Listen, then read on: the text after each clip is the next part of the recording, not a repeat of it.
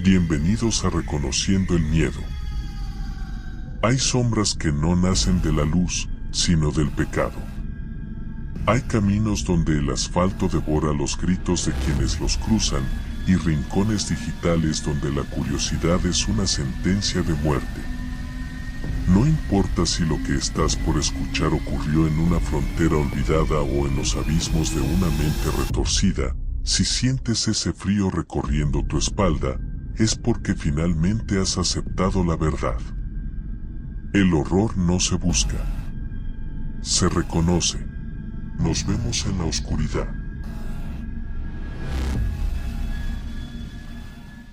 La niña del kilómetro 19.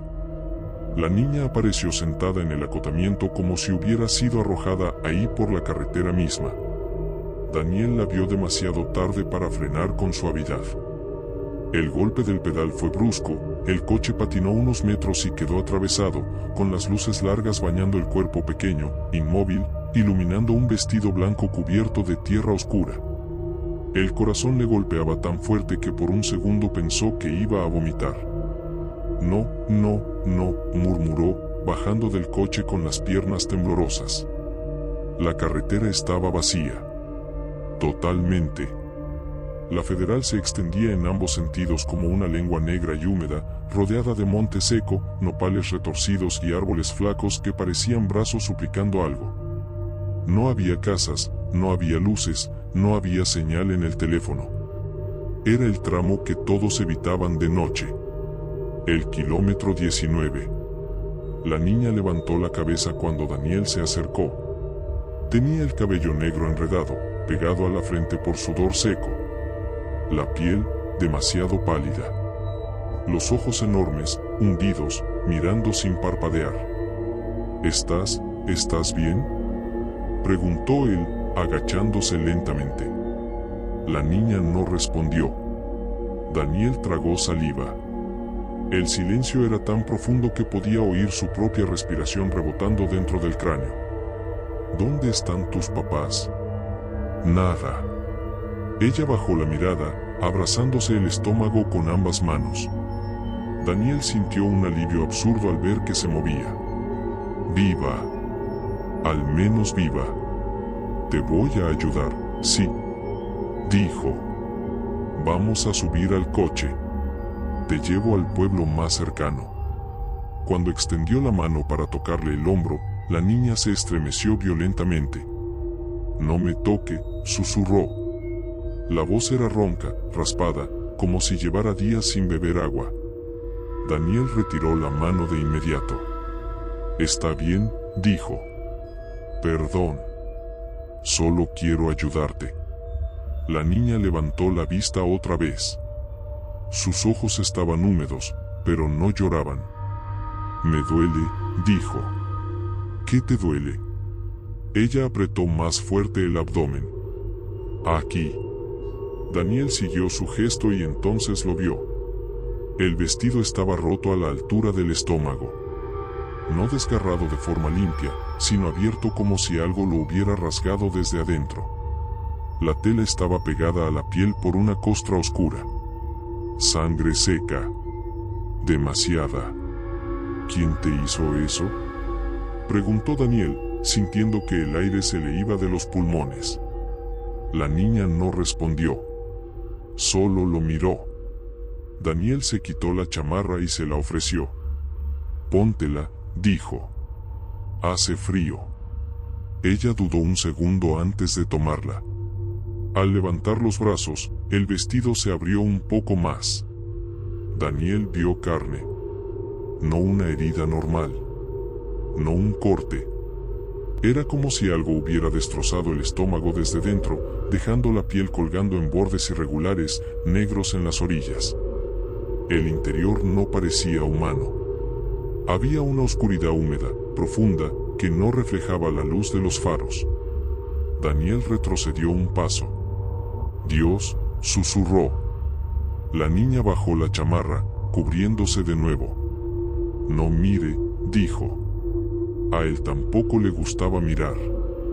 ¿A quién?, preguntó Daniel, con la voz quebrada. La niña se levantó lentamente. era más pequeña de lo que había pensado. Demasiado delgada. Como si le faltaran partes. Al Señor, dijo. El que me dejó aquí. Daniel sintió un escalofrío recorrerle la espalda. ¿Te abandonó? Ella negó con la cabeza. No. Me dejó porque ya no servía. El viento sopló entre los matorrales, produciendo un murmullo largo, casi como un suspiro colectivo. Daniel miró alrededor. Por primera vez desde que había parado, se dio cuenta de algo inquietante. No había huellas. Ni de llantas.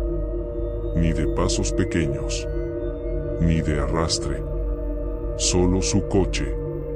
Vamos, dijo, forzándose a actuar. No puedes quedarte aquí. Abrió la puerta del copiloto. La luz interior iluminó la cara de la niña desde abajo, deformando sus facciones. Por un instante, Daniel creyó ver algo moverse debajo de la piel de su estómago, como si algo respirara ahí dentro. Súbete, repitió. La niña dio un paso hacia el coche. Entonces se detuvo. ¿Usted también va al norte?, preguntó. Daniel asintió lentamente. Sí. Ella sonrió por primera vez. No fue una sonrisa de alivio. Fue una sonrisa de reconocimiento. Siempre iba al norte, dijo. Siempre de noche. Daniel sintió que el pulso se le aceleraba. ¿Qué quieres decir? La niña lo miró fijamente. Que este camino ya lo conozco. Subió al coche. La puerta se cerró sola con un golpe seco. Daniel rodeó el vehículo casi corriendo y subió al asiento del conductor. Encendió el motor. El tablero parpadeó. El reloj marcaba las 2:17 de la mañana. La radio encendió sola. Estática. Luego, una voz lejana. Accidente registrado en el kilómetro 19, decía. Menor de edad encontrada sin vida. Daniel apagó la radio de un manotazo. No escuches eso, dijo, sin saber por qué. La niña miraba por la ventana. Así dijeron también esa vez, susurró. Daniel apretó el volante. ¿Qué ves? Ella giró lentamente la cabeza hacia él. Cuando me encontraron, dijo. Aunque ya era tarde. El coche avanzó. El reflejo del retrovisor le mostró algo que hizo que la sangre se le congelara.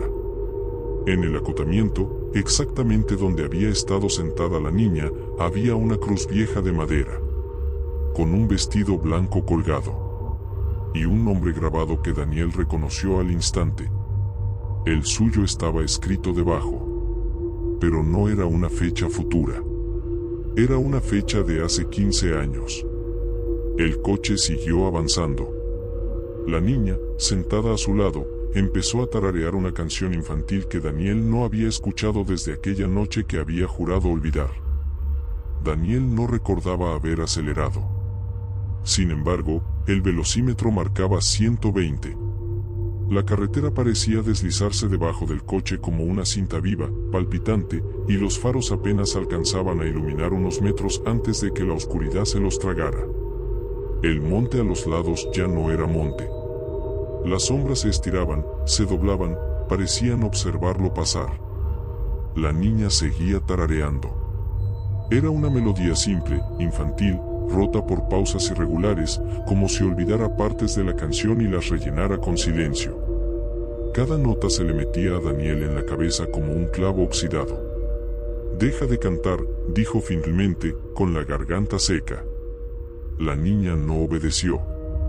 «Cantaba cuando me dolía mucho», susurró, para no gritar. Daniel apretó el volante con tanta fuerza que los nudillos se le pusieron blancos. «Te voy a llevar a un hospital», dijo. «Ya falta poco para el pueblo». La niña giró el rostro hacia él muy despacio. «No hay hospitales para lo que me hicieron». La luz del tablero iluminó su cara. Daniel notó entonces algo que no había querido ver antes. La niña no respiraba. Su pecho no subía ni bajaba. ¿Cómo te llamas?, preguntó él, casi suplicando. Ella tardó en responder. Ya me quitó el nombre, dijo. Dijo que no lo necesitaba. Un dolor punzante atravesó la sien de Daniel. El recuerdo llegó como un golpe. No completo. Fragmentado. Manchas de luz. El sonido de un motor al ralentí. El olor a alcohol viejo mezclado con tierra húmeda. Un llanto ahogado. Daniel sacudió la cabeza. No, murmuró. No, no.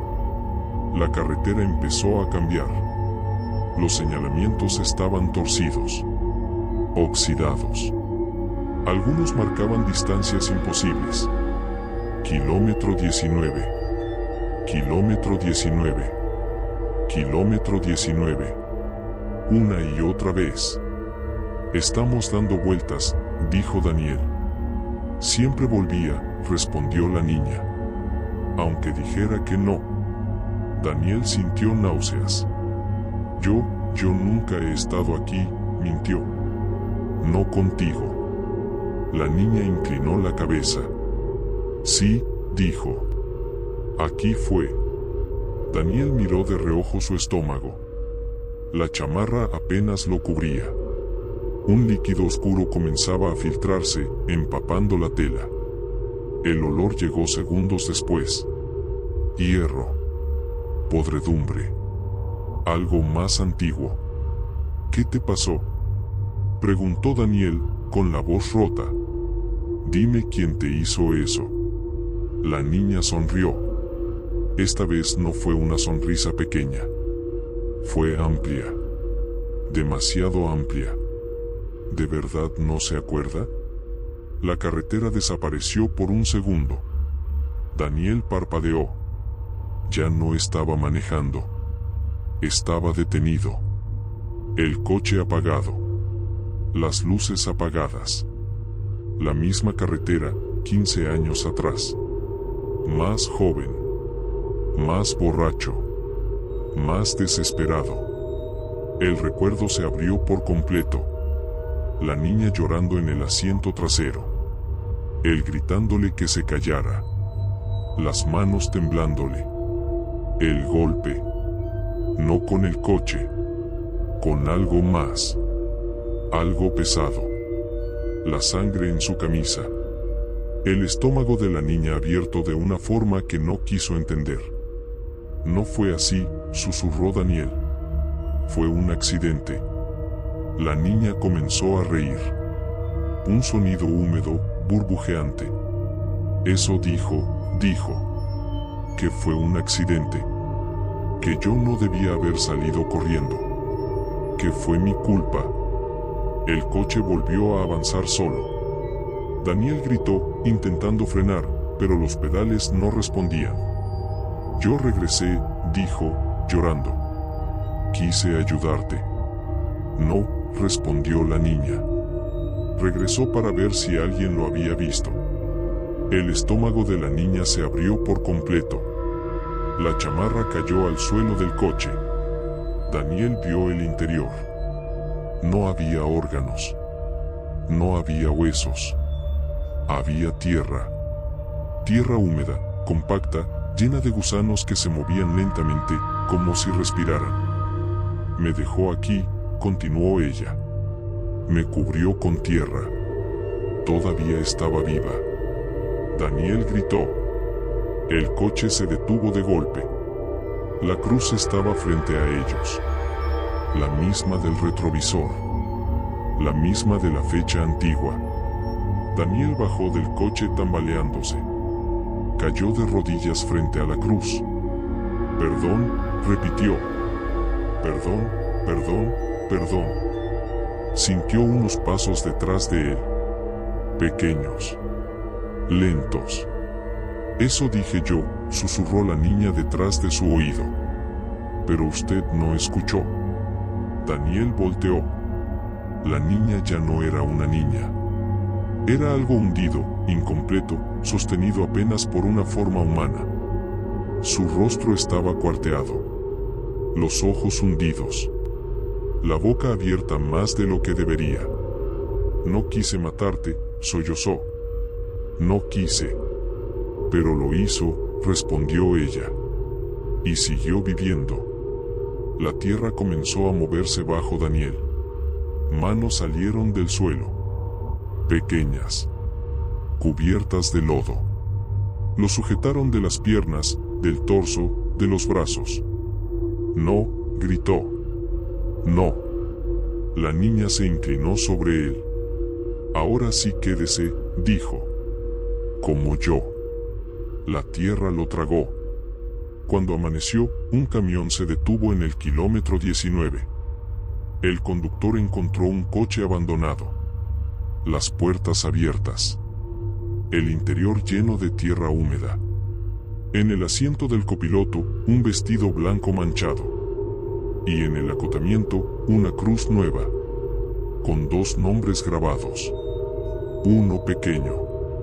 Y debajo, el de un hombre que había seguido conduciendo durante 15 años, creyendo que la carretera no recordaba. Pero siempre recuerda. El hombre que apareció en la México-Puebla. No debí manejar esa noche.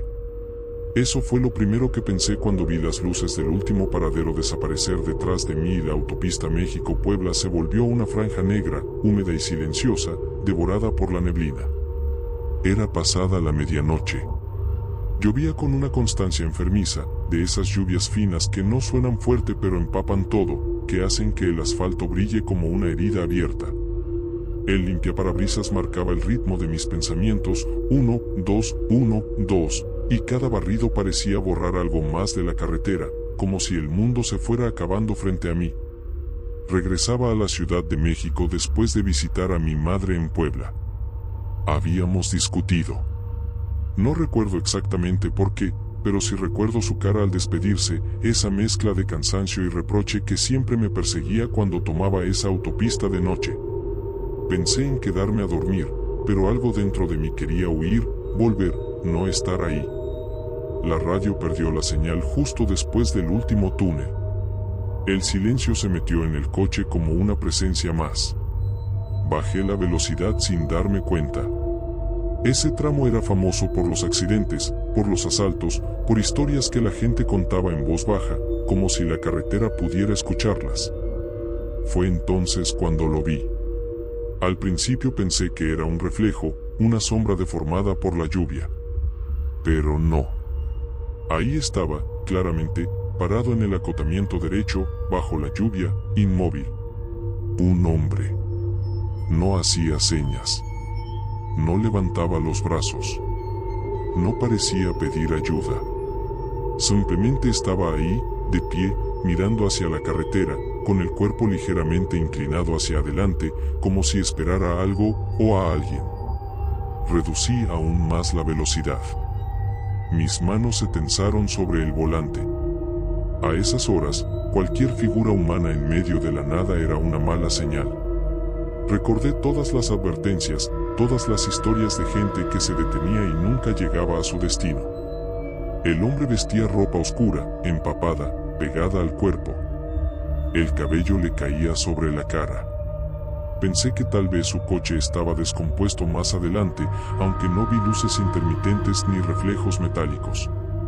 Pasé junto a él. Justo cuando mi coche quedó a su altura, el hombre levantó la cabeza. No fue un movimiento brusco. Fue lento, deliberado, como si hubiera estado esperando ese momento exacto. No tenía ojos. Donde deberían estar, solo había cuencas negras, profundas, llenas de sombra. No sangre. No carne expuesta. Solo vacío. 2 agujeros oscuros que parecían absorber la poca luz de mis faros. Grité. Un grito corto, ahogado, que se perdió dentro del coche. Instintivamente aceleré.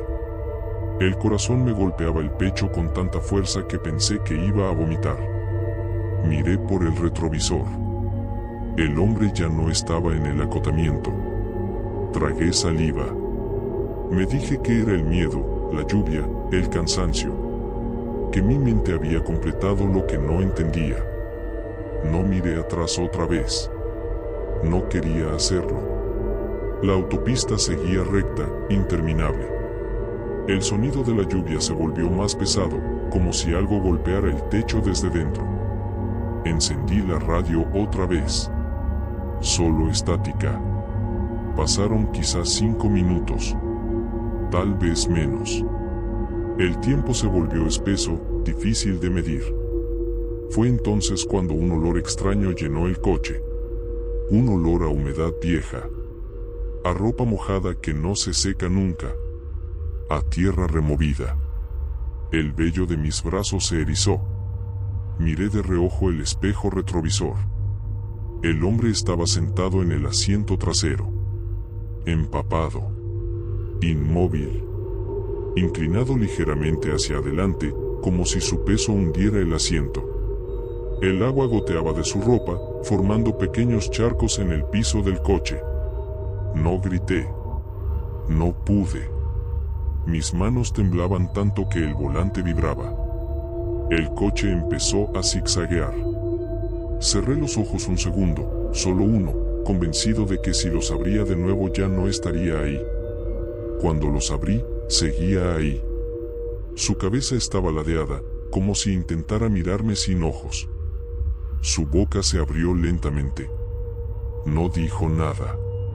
El sonido que salió de su garganta fue un gorgoteo húmedo, profundo, como el de alguien que intenta hablar con los pulmones llenos de agua. Pisoteé el acelerador.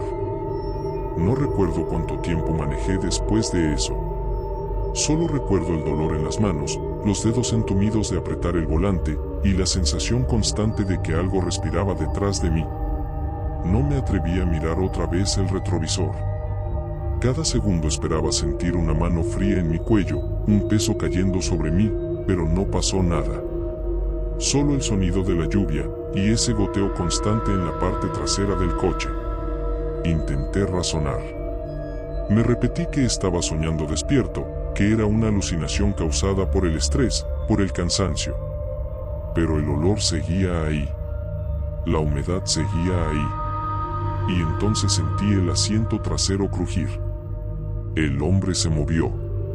Muy despacio. El coche se llenó de un sonido horrible, como de huesos rozando tela mojada. Sentí su presencia inclinarse hacia adelante. Su respiración, si eso era respirar, se volvió más cercana. Algo rozó mi hombro. Grité. Perdí el control. El coche derrapó ligeramente, pero logré enderezarlo. Las luces de un retén aparecieron a lo lejos, como una promesa de salvación. Cuando crucé el retén, frené de golpe. Bajé del coche sin pensar, empapado por la lluvia, temblando, gritando incoherencias. Los oficiales me miraron como si estuviera loco. Hay alguien en mi coche, repetía. Hay alguien atrás. Uno de ellos abrió la puerta trasera. Estaba vacía. El asiento estaba seco. No había charcos. No había olor. Me llevaron a una oficina pequeña, me dieron café. Dijeron que me había dado una crisis de pánico. Que ese tramo de la carretera hacía estragos con la gente cansada. Me dejaron ir al amanecer. Durante semanas intenté olvidar. Volví a manejar. Volví a dormir. Volví a respirar sin miedo. Hasta que una noche, al estacionar el coche en mi edificio, vi algo en el espejo retrovisor. 2 manchas oscuras marcadas en la tela del asiento trasero. Como cuencas. Desde entonces, cada vez que llueve, el interior de mi coche huele a humedad. Y a veces, muy tarde, cuando manejo solo, siento que el asiento trasero vuelve a hundirse lentamente. Como si el hombre de la México-Puebla nunca se hubiera bajado. La voz del GPS. No debería estar escuchando esto, pensó Mariana, mientras el volante vibraba bajo sus manos sudadas y la carretera se abría negra y solitaria frente a ella. Eran casi las 2 de la mañana y el tramo federal que cruzaba el sur de Jalisco parecía abandonado por el mundo. No había luces, no había casas, no había anuncios. Solo el asfalto, los matorrales secos y el zumbido constante del motor mezclado con el canto lejano de los insectos. El GPS del celular descansaba en el tablero, sujeto con una pinza de plástico. La pantalla iluminaba tenuemente el interior del coche, marcando una ruta sencilla hacia el pueblo donde la esperaba su madre enferma. 3 horas de camino. Recto. Sin desvíos importantes. Mariana llevaba más de 1 hora conduciendo cuando notó el primer error. En 500 metros, gire a la derecha, dijo la voz sintética. Ella frunció el ceño.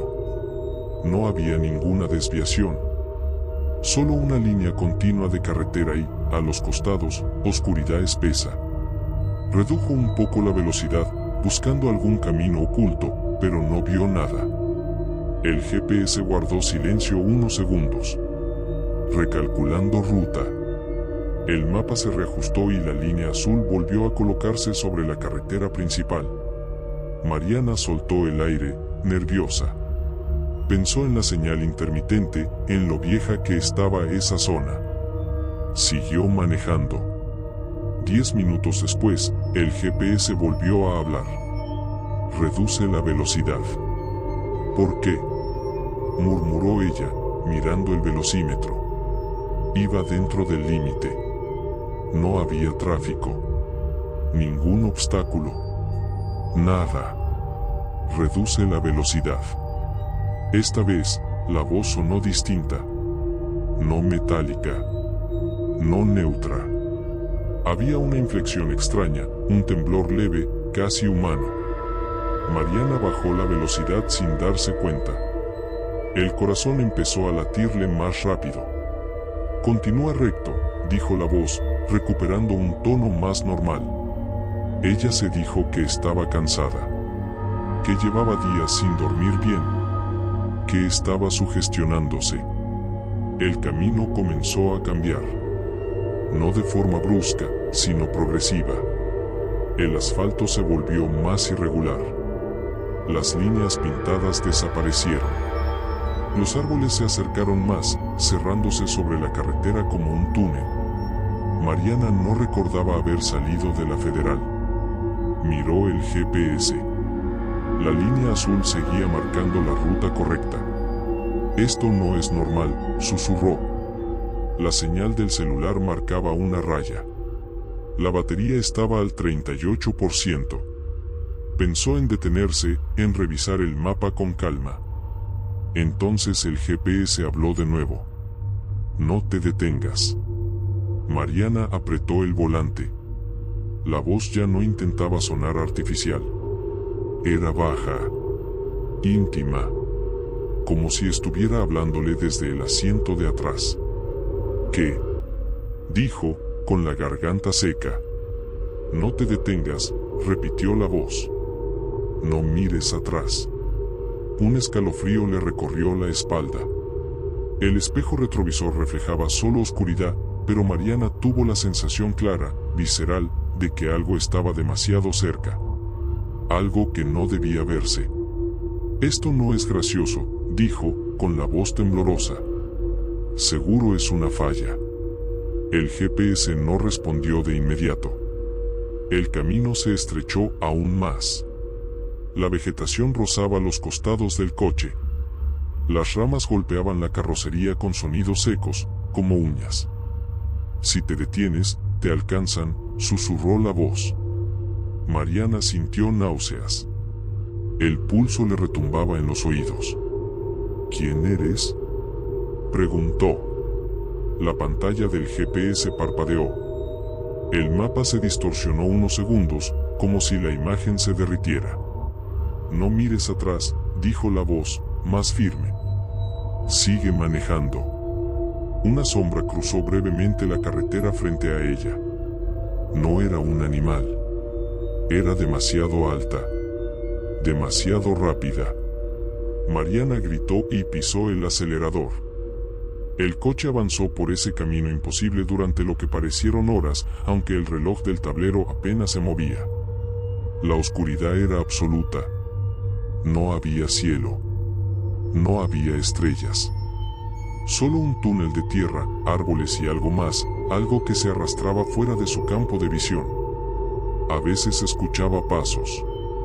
A veces golpes lejanos. Siempre detrás. El GPS continuaba susurrando indicaciones que no aparecían en la pantalla. Más rápido. Ahora no. Todavía no mires. Las manos de Mariana estaban entumecidas cuando, de pronto, vio luces a lo lejos. Amarillas. Cálidas. Un pueblo. El camino se abrió abruptamente y el coche salió de golpe a una carretera pavimentada. Señales. Faroles. Casas. El GPS guardó silencio. Mariana frenó bruscamente, respirando de forma descontrolada. Miró el espejo retrovisor. Nada. Solo la carretera vacía. Temblando, tomó el celular. La pantalla mostraba el destino alcanzado. Tiempo total de viaje, 3 horas. Ruta completada. Mariana llegó a la casa de su madre con el cuerpo aún tenso, como si no hubiera salido realmente de aquel camino. Estacionó frente a la fachada conocida, bajó del coche y sintió el aire nocturno del pueblo, húmedo y pesado. Todo parecía normal. Demasiado normal. Su madre dormía cuando entró. Mariana no la despertó.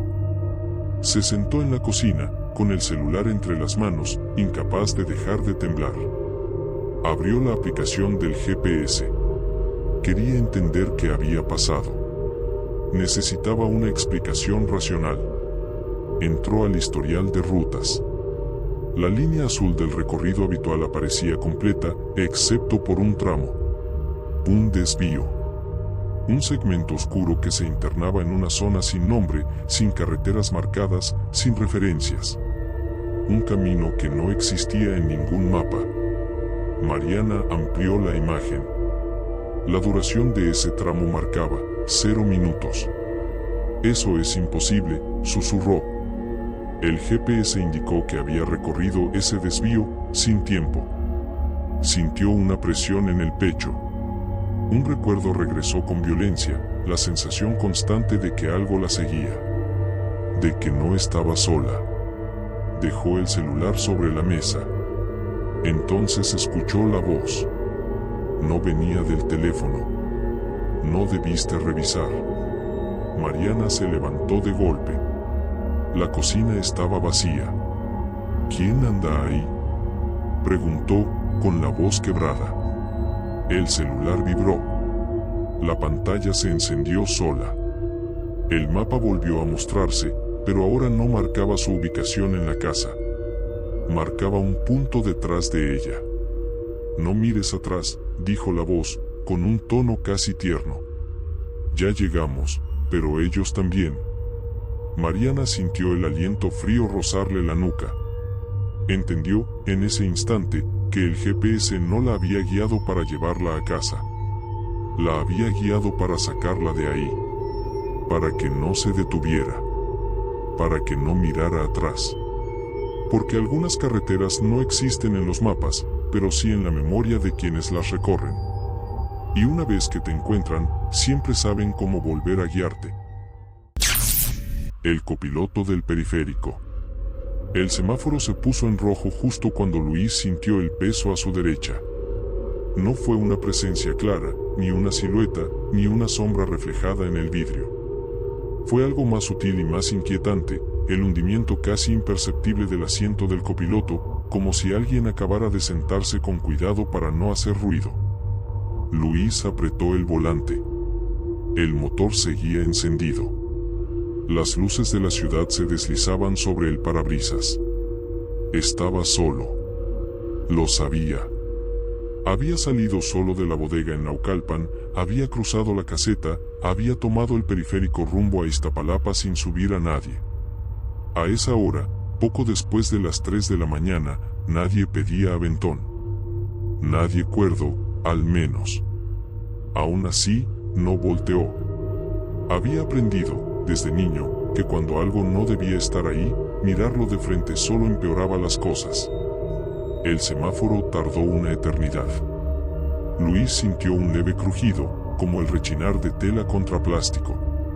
El asiento volvió a moverse. El cinturón del copiloto colgaba, inmóvil, pero el respaldo parecía presionado. El aire dentro del auto se volvió más denso, cargado de un olor viejo, una mezcla de humedad y metal oxidado que no pertenecía al interior limpio de Subaru. Tragó saliva. Es el cansancio, murmuró. Turno doble. Nada más. Desde hacía semanas dormía mal. Cerraba los ojos y veía cajas apiladas, números de inventario, la luz blanca del almacén clavándosele en la cabeza.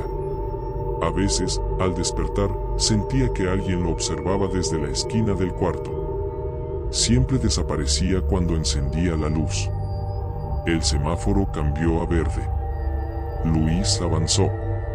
A los pocos metros, la sensación regresó con más fuerza. No solo el peso. Ahora era una cercanía. Un calor extraño que no coincidía con el aire frío de la madrugada. Como si alguien respirara cerca, demasiado cerca. Subió el volumen del radio. Voces lejanas, risas grabadas, música que no lograba cubrir el sonido sutil de algo moviéndose a su lado. Cada vez que pasaba bajo un puente, el reflejo de las luces pintaba el interior del coche por fracciones de segundo. En ninguna de ellas vio a nadie. Pero en todas sintió que no estaba solo. Recordó el tramo donde estaba. El periférico, a esa altura, tenía fama. Choques nocturnos. Conductores ebrios. Cuerpos cubiertos con sábanas blancas al amanecer. Una vez, años atrás, había pasado por ahí justo después de un accidente. Había visto un zapato tirado en el carril de baja, sin par, sin dueño. Sintió náuseas. No pienses en eso, se dijo. No pienses. El asiento del copiloto crujió otra vez. Esta vez, Luis sintió algo más.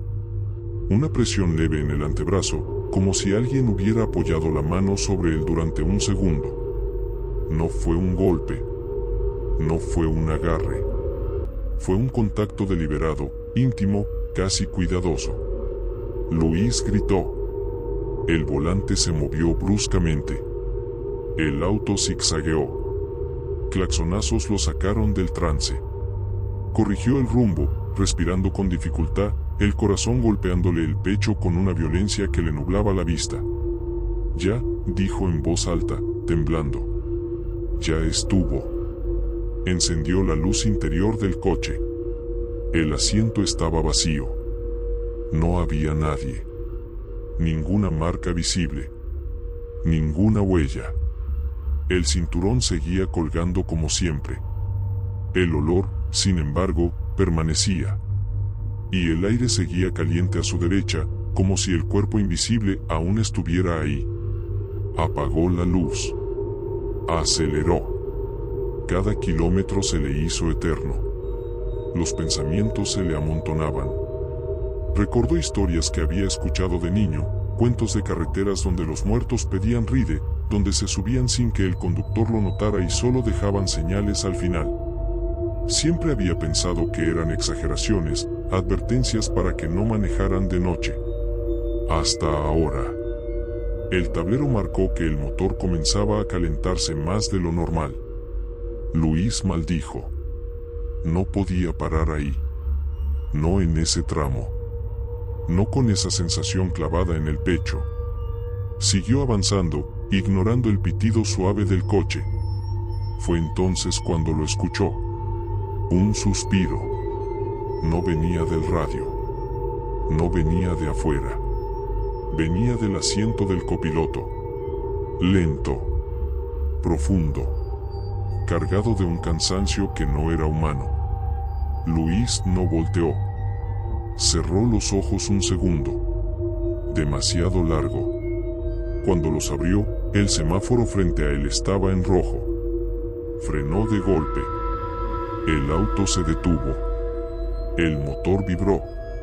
El silencio cayó como una losa. Y entonces ocurrió. El parabrisas comenzó a empañarse desde adentro. No de forma uniforme. No como cuando el clima cambia o la respiración llena el coche.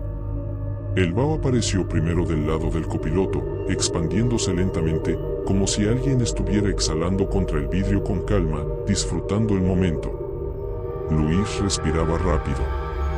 El suyo no alcanzaba para empañar tanto. El vidrio lateral del copiloto se cubrió por completo. Y, frente a sus ojos, desde el interior del coche, una mano se marcó en el vidrio. Los dedos largos. La palma abierta. La presión clara. No estaba afuera. Estaba sentada junto a él. Luis no gritó. El miedo fue tan absoluto que le robó la voz. Solo pudo mirar la marca de la mano temblar levemente, como si quien la presionaba también estuviera inseguro, dudando, recordando cómo se usaban los dedos. La piel que se dibujaba en el vidrio no parecía viva. La huella era irregular, como si la mano estuviera dañada. Uno de los dedos dejó una marca más corta, torcida. El pulgar casi no se notaba. El vaho comenzó a desaparecer, pero la huella permaneció unos segundos más, grabada como una cicatriz en el vidrio. Luego se esfumó. El semáforo seguía en rojo. Luis sintió que algo se inclinaba hacia él. No podía verlo, pero lo supo por el cambio en el aire, por el olor que se volvió más intenso, más antiguo. Su garganta se cerró cuando una voz, apenas un murmullo, rozó su oído izquierdo. No frenes aquí. El tono no era amenazante. Era cansado. Suplicante. El semáforo cambió a verde. Luis pisó el acelerador con violencia. El auto salió disparado. El tablero parpadeó. El motor protestó, pero respondió. Las luces de la ciudad se volvieron líneas borrosas mientras avanzaba, con las manos rígidas, los ojos fijos en la carretera. «Bájate», susurró. «Lo que seas, bájate». No hubo respuesta. El asiento del copiloto crujió una vez más. Esta vez, el peso fue mayor. Como si quien estaba ahí se hubiera acomodado mejor, resignado a quedarse. Luis recordó algo que había enterrado en lo más profundo de su memoria. Un accidente.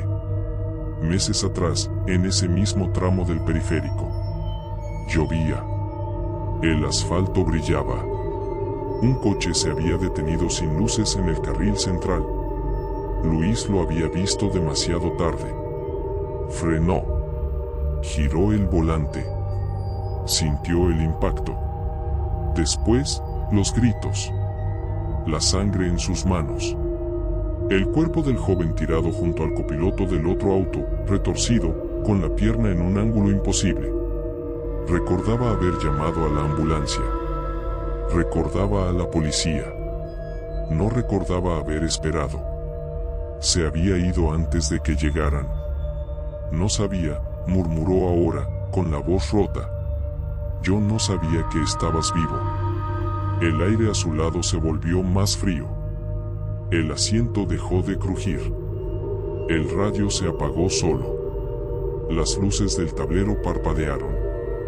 El auto comenzó a perder potencia. No, dijo Luis. No aquí. El coche se detuvo lentamente en el acotamiento. El motor murió. El silencio fue total. La puerta del copiloto se abrió. Luis no la vio moverse, pero escuchó el sonido inconfundible del seguro levantándose, del metal cediendo. Una ráfaga de aire nocturno entró al coche, arrastrando consigo el olor a asfalto mojado y sangre vieja. Algo bajó. El asiento recuperó su forma original. El peso desapareció. Luis se quedó inmóvil durante largos minutos. No sabía si llorar o reír.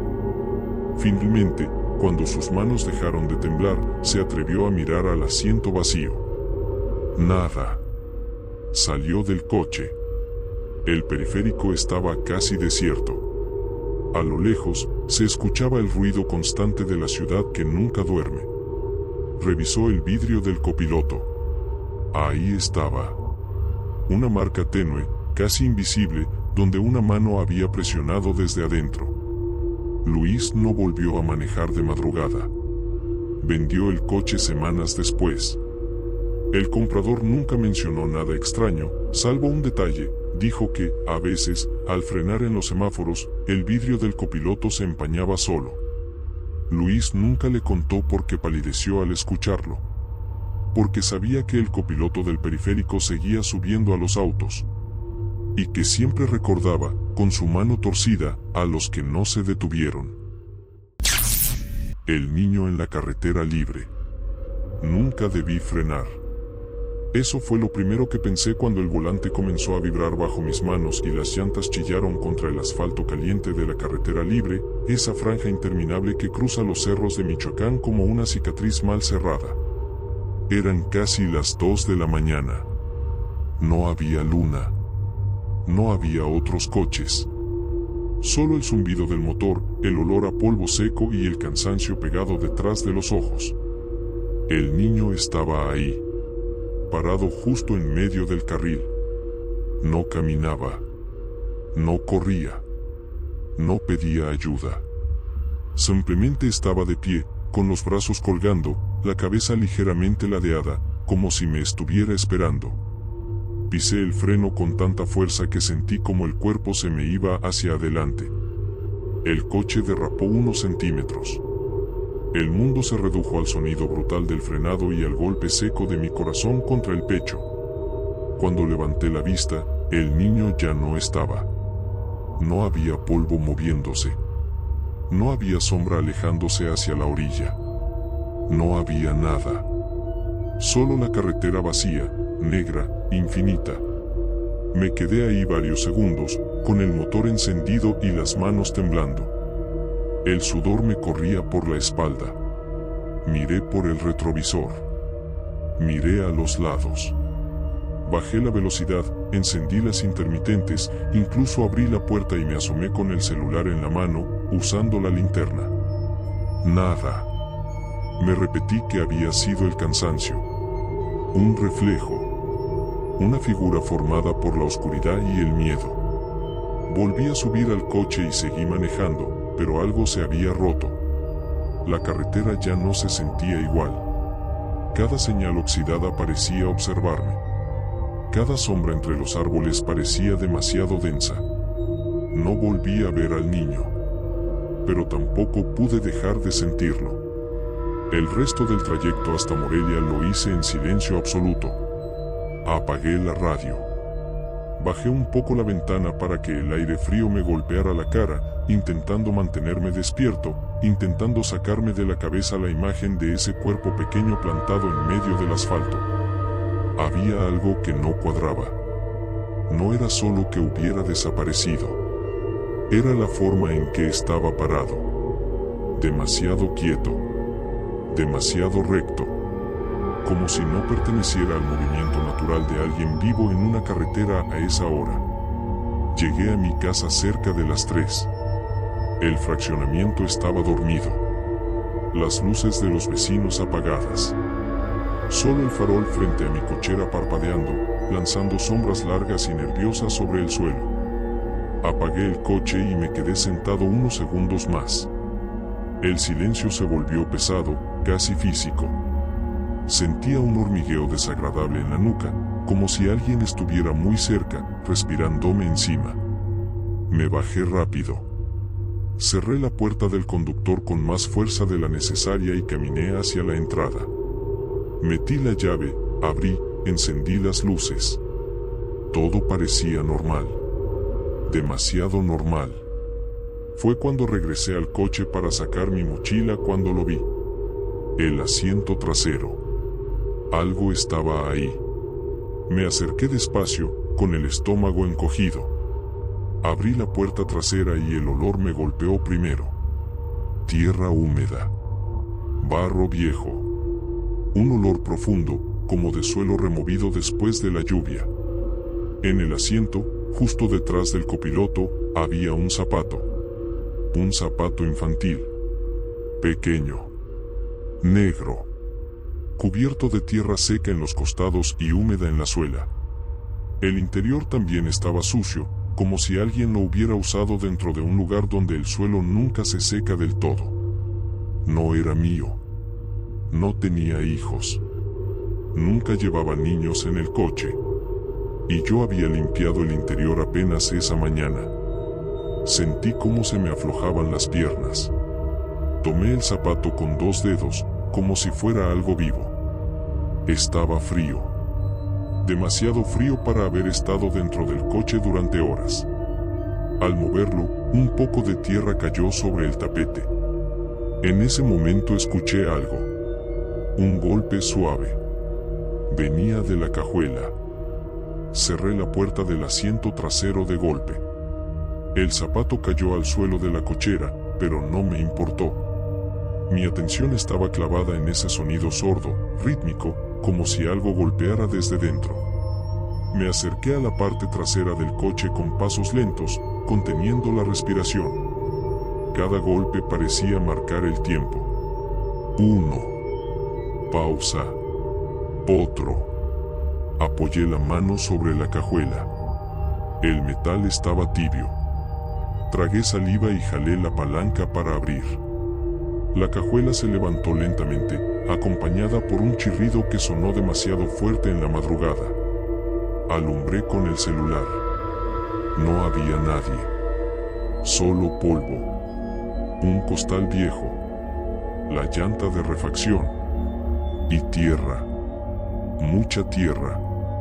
No la tierra seca del camino, sino esa tierra oscura, pesada, compacta, que se pega a la piel y huele a encierro. Entre la tierra había huellas pequeñas. Huellas de pies descalzos. Retrocedí de inmediato. Sentí náuseas. Cerré la cajuela de un golpe y me apoyé contra la pared de la cochera, respirando con dificultad. Fue entonces cuando lo entendí. El niño no había desaparecido. Había subido. Esa noche casi no dormí. Cada vez que cerraba los ojos veía la carretera. Veía al niño. Pero ahora no estaba de pie. Ahora estaba sentado en el asiento trasero, mirándome fijamente por el retrovisor, con los pies sucios colgando y un solo zapato puesto. Al amanecer, regresé al coche. El zapato ya no estaba en la cochera. El asiento trasero tenía marcas de tierra, como si alguien hubiera estado ahí sentado durante horas. Y en el espejo retrovisor, pegada con tierra húmeda, había una huella pequeña, justo a la altura de donde estaría una frente. Vendí el coche una semana después. Nunca volví a manejar de noche por carretera libre. Pero a veces, cuando voy solo y el silencio se estira demasiado, siento que el asiento trasero se hunde un poco. Como si alguien pequeño se acomodara. Y entonces, muy cerca de mi oído, escucho una voz infantil susurrando algo que nunca logro entender, con la boca llena de tierra. La caseta que cobra vidas. El golpe seco contra el parabrisas no fue un animal.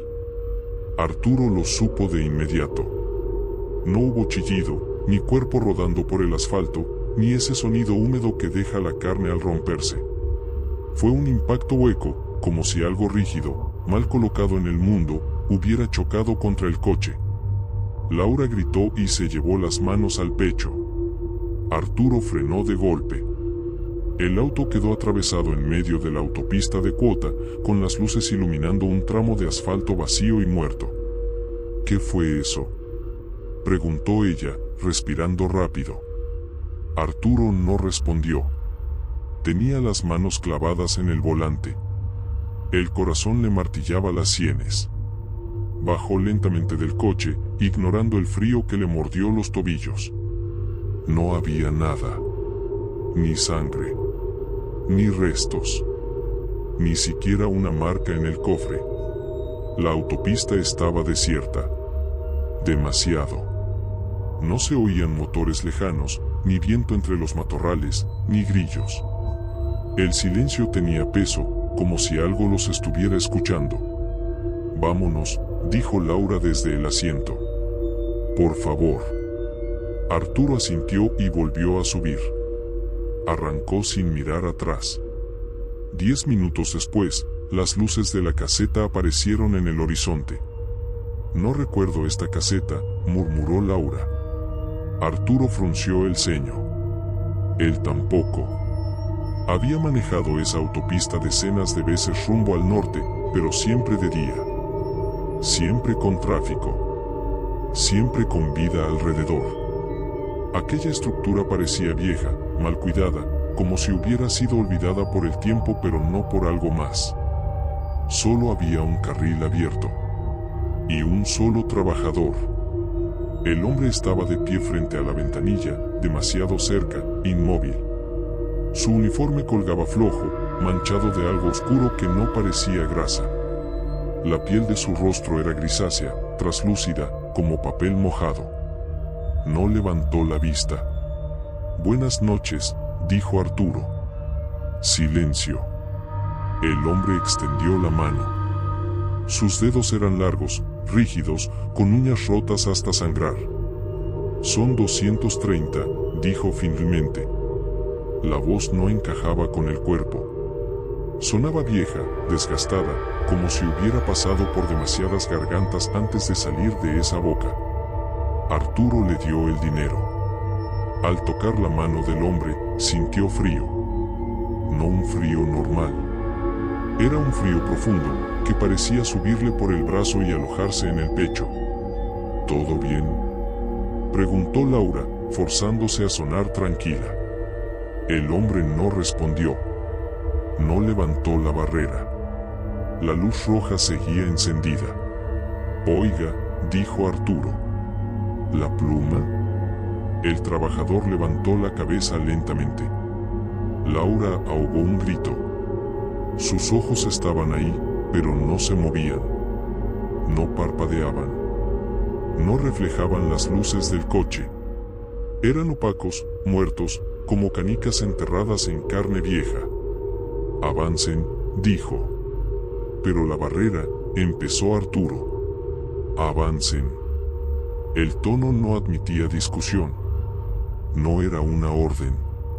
Era una certeza. Arturo soltó el freno. El coche avanzó. Laura cerró los ojos, esperando el impacto. Nunca llegó. La barrera atravesó el parabrisas, el tablero, los asientos, sin tocar nada. El coche pasó a través de ella como si no existiera. Laura gritó. Arturo pisó el acelerador. El espejo retrovisor mostró la caseta alejándose. El hombre seguía de pie, mirándolos. Esta vez, sonreía. Eso no fue normal, dijo Laura, con la voz quebrada. Arturo, dime que viste lo mismo que yo. Sí, respondió él. Lo vi. El marcador de gasolina empezó a bajar bruscamente. El reloj del tablero parpadeó. La radio encendió sola, emitiendo un murmullo bajo, como respiraciones superpuestas. Apágala, pidió Laura. Arturo giró el botón. Nada. La voz empezó a distinguirse entre el ruido. Era una mujer. Llorando. Ayúdenme, decía. No debí pasar, no debí pagar.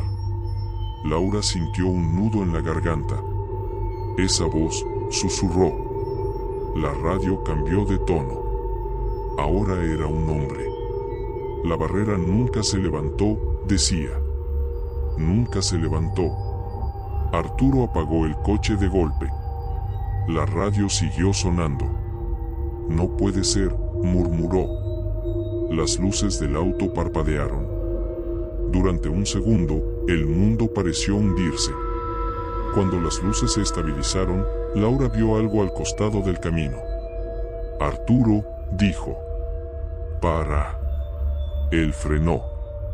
Era una cruz. De madera vieja, astillada, clavada torcidamente en la tierra. Tenía restos de flores secas colgando y una placa metálica oxidada. Laura bajó sin pensarlo. Es solo una cruz, dijo Arturo, siguiéndola. Hay muchas en las carreteras. Pero al acercarse, el aire cambió. Olía a humedad y a óxido. A algo que llevaba demasiado tiempo esperando. Laura limpió la placa con la manga. Leyó el nombre. Sintió que las piernas le fallaban. Arturo, dijo sin voltear. Ven. Él se acercó. El nombre grabado era el suyo. Debajo, una fecha. No era la de hoy. Era la de mañana. Arturo sintió que el mundo se inclinaba. Volvió a leerla. 1, 2, 3 veces.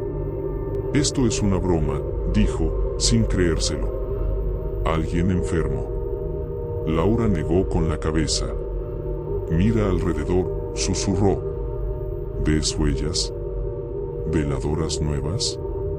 Esto no es reciente. Pero la fecha sí lo es. Un sonido húmedo se escuchó detrás de ellos. Como un paso arrastrado. Arturo giró. La caseta estaba ahí. No más adelante. No atrás. Ahí mismo. El hombre los observaba desde la sombra, inmóvil. Ya pagaron, dijo. Ahora solo falta que lleguen. La cruz crujió suavemente, como si la madera respirara. Arturo tomó la mano de Laura. Y entonces entendió algo terrible. La autopista no los llevaba al norte. Los estaba llevando al día siguiente. El primer síntoma fue el silencio absoluto. No el silencio normal de una carretera vacía, sino uno antinatural, denso, como si el mundo hubiera dejado de producir sonido solo para ellos. Arturo aceleró, pero el motor sonaba lejano, amortiguado, como si estuviera bajo el agua. El velocímetro subía, 90, 100, 120, pero el paisaje no cambiaba. La autopista seguía idéntica, estirada como una herida que no cerraba. No estamos avanzando, susurró Laura. Arturo no respondió. Tenía la mandíbula tensa, los ojos fijos al frente. Empezó a sudar frío. Miró el retrovisor. La cruz seguía ahí, a la misma distancia, como si el coche no se hubiera movido ni un metro. Arturo, la voz de Laura temblaba. Para el coche. No, dijo él. No voy a parar aquí. La radio volvió a encenderse sola. Esta vez no eran murmullos. Era una transmisión clara. Autopista Federal de Cuota, kilómetro 37, dijo una voz masculina, cansada. Accidente fatal registrado a las 0 horas con 20 minutos. Laura sintió que el estómago se le hundía. Apágala, gritó. Apágala ya. Arturo golpeó el tablero. La radio continuó. Vehículo compacto color gris, continuó la voz. 2 ocupantes. Matrimonio. Fallecieron en el lugar. La descripción coincidía demasiado. No, susurró Laura. Eso todavía no pasa. La voz cambió. Ahora era una mujer. Yo vi la barrera, decía. Nunca se levantó. El coche no frenó. Laura reconoció su propia voz. No una grabación vieja. Era ella. Tal como hablaba. Tal como lloraba. Eso no soy yo, dijo, llevándose las manos a la cabeza. Eso no puede ser yo. El coche se apagó. De golpe. Las luces murieron. El tablero quedó negro. El silencio regresó, más pesado. No te muevas, dijo Arturo. Quédate conmigo. Bajó del coche. La autopista ya no parecía una autopista. El asfalto estaba cuarteado, húmedo, como carne vieja. Las líneas blancas se desvanecían al mirarlas fijamente. El aire olía a sangre seca. Arturo dio un paso y sintió algo blando bajo el zapato. Miró. Era un trozo de tela. Rasgó un poco más con el pie. Debajo había metal retorcido. Laura, dijo con la voz rota. Ven a ver esto. Ella bajó, temblando. Reconoció el color del metal. Reconoció la forma. Era el cofre de su coche. Destrozado. Incrustado en la tierra como si llevara años ahí. No, susurró. Estamos parados al lado de nosotros mismos. Un sonido húmedo los hizo girar. La caseta emergía de la oscuridad, ensamblándose sola. Las paredes se levantaban como costillas. La luz roja se encendió con un chasquido eléctrico. El hombre estaba ahí. Más cerca. Ya no parecía humano. Su piel colgaba en tiras. Debajo se veía algo oscuro, palpitante. Sus ojos estaban hinchados, llenos de gusanos blancos que se retorcían lentamente. No tenían que volver a bajar, dijo. Eso lo hace más difícil. ¿Qué eres? Gritó Arturo. ¿Qué nos hiciste? El hombre ladeó la cabeza. Yo no hago nada, respondió. Solo cobro. Laura miró la barrera. No estaba cerrando el paso. Estaba atravesando la caseta, el suelo, el aire. Una estaca infinita. ¿Cobras qué? Preguntó ella. El hombre sonrió. La piel se le abrió en la boca. Tiempo que no les pertenece, dijo. Futuros que no van a usar. Vidas que ya están pagadas. La cruz crujió detrás de ellos. Laura volteó. Había más. Decenas. Cientos. Cruz tras cruz alineadas a lo largo de la autopista. Nombres grabados. Fechas. Algunas pasadas. Otras futuras. Vio niños. Vio familias completas. Vio conductores solitarios. Todos habían pasado por la caseta. Mañana, dijo Laura. Nuestra fecha dice mañana. El hombre negó lentamente. Decía, corrigió. Ya es hoy. El cielo se oscureció aún más. Laura miró hacia arriba y entendió que no era de noche. Era un techo. Estaban debajo de algo. Arturo retrocedió. Tropezó. Cayó de espaldas. Gritó. Laura corrió hacia él. La barrera lo atravesaba. No como una lanza física, sino como una sombra sólida. Entraba por su pecho y salía por la espalda. Arturo no sangraba. Se estaba vaciando. Sus ojos se hundían, como si algo lo succionara desde dentro. No duele, susurró él. Eso es lo peor. Laura gritó hasta quedarse sin voz. El hombre se acercó. No se preocupe, dijo. No va a estar sola mucho tiempo. Laura miró la cruz. Su nombre estaba ahí. La fecha era hoy. Entendió entonces la verdad completa. La caseta no mataba. La caseta registraba. Ellos habían muerto al atravesar la barrera por primera vez. Todo lo demás era el trámite. Cuando amaneció, un operador de grúa encontró un coche incrustado en una barrera intacta. No había huellas de frenado. No había explicación lógica.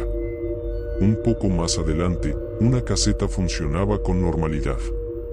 Solo un trabajador, muy pálido, que no levantó la vista al cobrar. Y la barrera nunca se levantó.